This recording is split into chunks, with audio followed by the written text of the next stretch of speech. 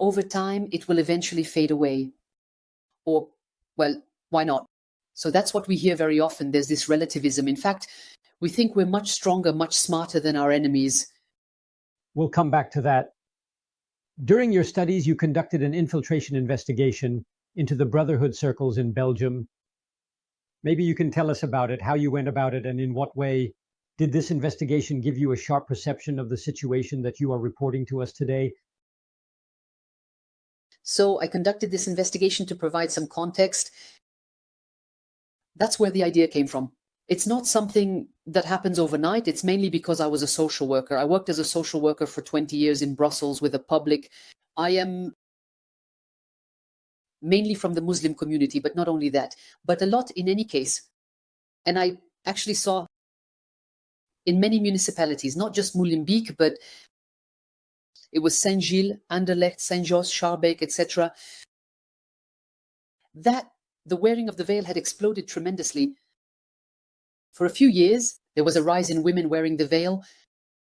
And I was wondering, what was this phenomenon? I also saw that the positions of the Muslim community were becoming increasingly firm and more assertive, increasingly violent. And so I started asking myself questions. I thought to myself, I'd really like to understand this phenomenon. And I had started studies in anthropology, a master's degree.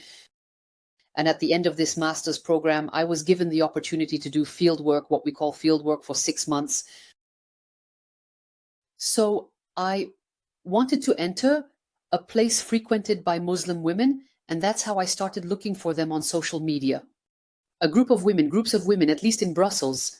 And there was one in particular that agreed, and I was invited to come listen during an open house. I also met the person in charge. And right away, I realized we were getting into the swing of things. There was this kind of enthusiasm, a room where there were about 100 women. We felt good. It was in a mosque.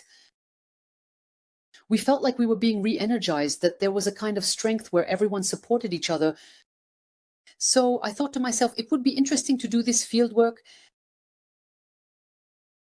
And then after a few, I would say 3 weeks, I first tried to listen, to observe, to learn their language, because it was a new language, a language where on each sentence in French we said mashallah, inshallah, which was not really the case. During the previous years, everything I knew in Brussels, since I was born in Brussels. And so I first listened, I tried to soak it all in, and after 3 weeks, 4 weeks, I started to perceive certain statements, certain languages that were extremely violent. I was told first, I introduced myself there without a headscarf. I said that I didn't wear a headscarf, that I was a social worker, that I came to study the spirituality of women in Islam. And I was told, very well, here everyone is welcome, with or without a veil, all women are welcomed, etc. Which is true, we are very well received, there are really smiles, there is generosity that I was able to notice. But the discourse seemed problematic to me, because I realized that every time I came, I was reminded that I wasn't wearing a headscarf. I was reminded that when the call to prayer happened, I needed to wear it. What if I went outside and got crushed and died, that eventually I would go to hell? And that, even though I was a Muslim, because I didn't wear the veil, etc., I was never asked whether I was a Muslim or not. For her, straight away, automatically, I am a Muslim since my name and that I am from a Muslim family. So no one asked me that kind of question. So I still felt that there was a kind of pressure. We were in contact through social media, via WhatsApp and through text messages.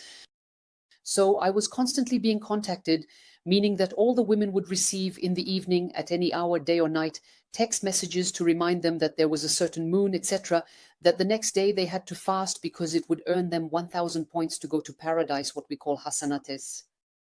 There are good points and bad points. Hasanat is siyanat, knowing that if we have good points, it will weigh in our favor.